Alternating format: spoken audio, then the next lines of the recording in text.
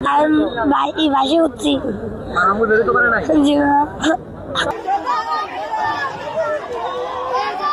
পদ্মা নদীর বুকে ঘটে যাওয়া মর্মান্তিক বাস দুর্ঘটনায় উঠে এসেছে এক হৃদয় বিদারক গল্প, একজন মায়ের শেষ ত্যাগ আর এক শিশুর বেঁচে ফেরার বেদনার ইতিহাস। দুর্ঘটনা সেই ভয়াল মুহূর্তে বাসটি যখন নিয়ন্ত্রণ হারিয়ে নদীর গভীরে তলিয়ে যাচ্ছিল, তখন ভিতরে শুরু হয় মৃত্যুর সঙ্গে এক অসহায় লড়াই। চারদিকে পানি ঢুকে পড়ছিল দ্রুত, যাত্রীরা দম নিতে হিমশিম খাচ্ছিলেন। চিৎকার, আহাজারি আর আতঙ্কে ভরে উঠেছিল পুরো পরিবেশ। সেই বিভীষিকাময় পরিস্থিতির মধ্যে এক মা নিজের সন্তানের জীবন বাঁচাতে নেন জীবনের সবচেয়ে কঠিন সিদ্ধান্ত। প্রত্যক্ষদর্শী ও উদ্ধার পাওয়া শিশুটির বর্ণনা অনুযায়ী সে তার মায়ের পাশেই বসেছিল।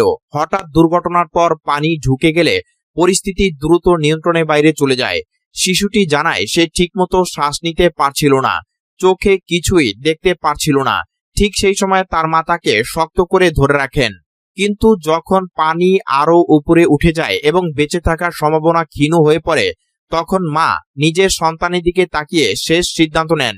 তিনি শিশুটিকে জানালার দিকে ঠেলে দেন এবং তাকে বের হয়ে যেতে বলেন। ছোট্ট শিশুটি তখনও পুরো পরিস্থিতি বুঝে উঠতে পারেনি, কিন্তু মায়ের কথায় ভরসা করে কোনো মতে জানালার ফাঁক দিয়ে বাইরে বের হয়ে আসে। এরপরই ঘটে হৃদয় বিদারক সেই মুহূর্ত। মা নিজে আর বের হতে পারেননি, তিনি বাসের ভিতরেই আটকা পড়ে যান। পানির সঙ্গে লড়াই করে শিশুটি কোনো মতে উপরে উঠে আসে। পরে স্থানীয় লোকজন তাকে দেখতে পেয়ে গামছা ছুড়ে দেয় এবং টেনে তীরে তুলে আনে। শারীরিকভাবে সে বেঁচে গেলেও মানসিকভাবে সে যেন মুহূর্তেই ভেঙে পড়ে। তীরে উঠে শিশুটির প্রথম প্রশ্ন, আমার আম্মু কই? তারপরে শুরু হয় তার বুক ফাটা কান্না। সংবাদ মাধ্যমের সামনে কাঁদতে কাঁদতে শিশুটি জানায়, আমার আম্মু বাসের ভিতরে ছিল, আমি দম নিতে পারছিলাম না, কিছুই দেখতে পাই নাই। আমার আম্মু আমাকে জানালা দিয়ে বের করে দিচ্ছে, কিন্তু উনি বের হতে পারে নাই। এই কথাগুলো শুধু একটি ঘটনার বর্ণনা নয়, বরং একজন মায়ের নিঃস্বার্থ ভালোবাসার জীবন্ত প্রমাণ। উদ্ধারকর্মীরা জানান, বাসটি দ্রুত পানির নিচে তলিয়ে যাওয়ায় ভিতরে আটকে পড়া অনেক যাত্রী বের হওয়ার সুযোগ পাননি। বিশেষ করে যারা জানালার কাছে ছিলেন না, তাদের জন্য পরিস্থিতি আরো ভয়াবহ হয়ে ওঠে। ধারণা করা হচ্ছে শেষ মুহূর্তে অনেকেই একে অপরকে বাঁচানোর চেষ্টা করেছেন, কিন্তু প্রবল স্রোত এবং পানির চাপ তাদের সেই সুযোগ দেয়নি। তবে এই দুর্ঘটনার মধ্যে সবচেয়ে বেশি আলোচনা এসেছে এই মা ও সন্তানের ঘটনা। স্থানীয়দের ভাষ্য অনুযায়ী শিশুটিকে উদ্ধার করার পর থেকে সে বারবার নদীর দিকে তাকিয়েছিল। সে যেন বিশ্বাস করতে পারছিল না তার মা আর ফিরে আসবে না। বিশেষজ্ঞরা বলছেন, এমন ভয়াবহ অভিজ্ঞতা একটি শিশুর মনে গভীর মানসিক ক্ষত তৈরি করতে পারে, যা দীর্ঘদিন তাকে তাড়া করে বেড়াবে। এই বয়সে নিজের চোখের সামনে মাকে হারানোর স্মৃতি সহজে মুছে যাওয়ার নয়। এই ঘটনাটি আবারও প্রমাণ করে মায়ের ভালোবাসার তুলনা পৃথিবীতে আর কিছু দিয়ে হয় না। নিজের জীবন বিপন্ন জেনেও একজন মা সন্তানের জীবন বাঁচাতে দ্বিধা করেন না। বর্তমানে উদ্ধার অভিযান অব্যাহত রয়েছে, তবে জীবিত উদ্ধারের আশা ক্রমেই ক্ষীণ হয়ে আসছে। নিখোঁজদের স্বজনরা নদীর পাড়ে অপেক্ষা করছেন, কেউ প্রিয়জনকে ফিরে পাওয়ার আশায়, কেউ অন্তত শেষবারের মতো দেখতে চেয়ে। এদিকে শিশুটি এখন স্বজনদের কাছে রয়েছে, তবে তার মুখে একটাই কথা, আমার আম্মু আসবে। কিন্তু বাস্তবতা নির্মম। এই ঘটনা শুধু একটি দুর্ঘটনা নয়, এটি এক মায়ের শেষ ভালোবাসার গল্প। তিনি নিজের জীবন দিয়ে সন্তানের জীবন রক্ষা করেছেন।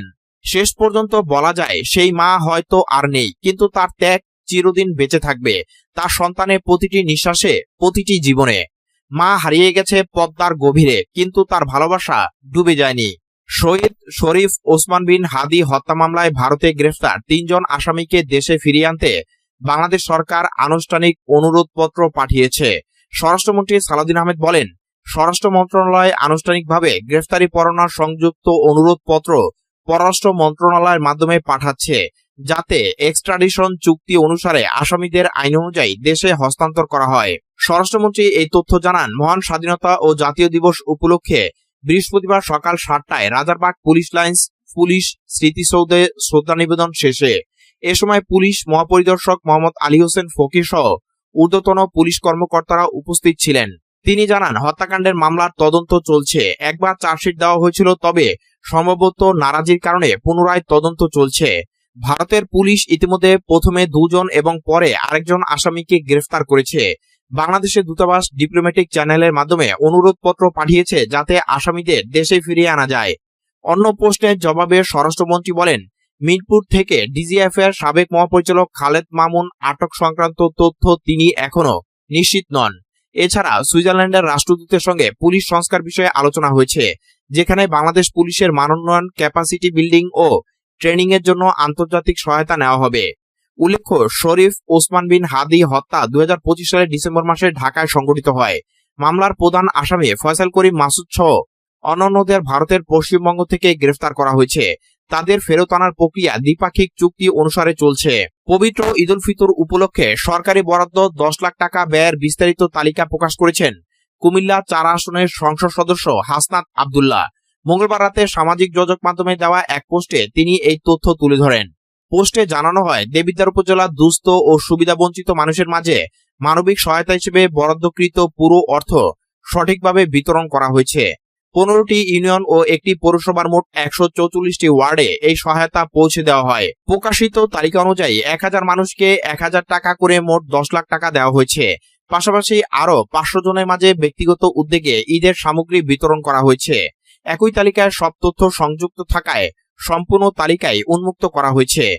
ব্যক্তিগত তথ্যের নিরাপত্তা নিশ্চিত করতে জাতীয় পরিচয়পত্র নম্বর ও মোবাইল নম্বর আংশিক গোপন রাখা হয়েছে, তবে প্রশাসনিক প্রয়োজনে তথ্য যাচাইয়ের সুযোগ রাখা হয়েছে।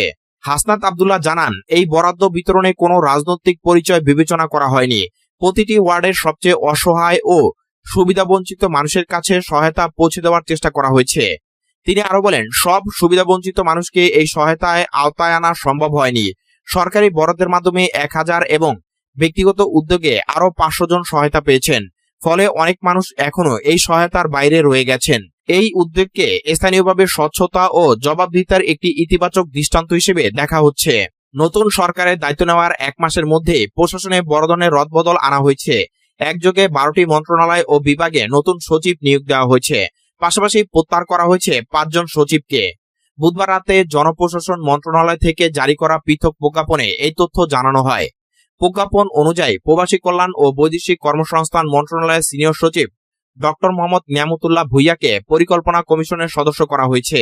একইভাবে অবসরপ্রাপ্ত কর্মকর্তা এস.এম. এবাদুর রহমানকে 1 বছরের জন্য চুক্তিভিত্তিকভাবে অর্থনৈতিক সম্পর্ক বিভাগের সচিব পদে নিয়োগ দেওয়া হয়েছে। বেসামরিক বিমান পরিবহন ও পর্যটন মন্ত্রণালয়ের সচিব নাসরিন জাহানকে পরিকল্পনা কমিশনের সদস্য হিসেবে দায়িত্ব দেওয়া হয়েছে। জাতীয় সংসদ সচিবালয়ের সচিব কানিস মাওলাকে বাস্তবায়ন ও পরিবীক্ষণ ও মূল্যায়ন বিভাগের সচিব করা হয়েছে। এছাড়া স্বরাষ্ট্র মন্ত্রণালয়ের অতিরিক্ত সচিব মোহাম্মদ দেলার হোসেনকে মৎস্য ও পানি সম্পদ মন্ত্রণালয়ের সচিব, শ্রম ও কর্মসংস্থান মন্ত্রণালয়ের অতিরিক্ত সচিব ফাহমিদা আক্তারকে বেসামরিক বিমান পরিবহন ও পর্যটন মন্ত্রণালয়ের সচিব এবং স্থানীয় সরকার বিভাগের অতিরিক্ত সচিব কাজী আনোয়ার হোসেনকে তথ্য ও যোগাযোগ প্রযুক্তি বিভাগের সচিব হিসেবে নিয়োগ দেওয়া হয়েছে।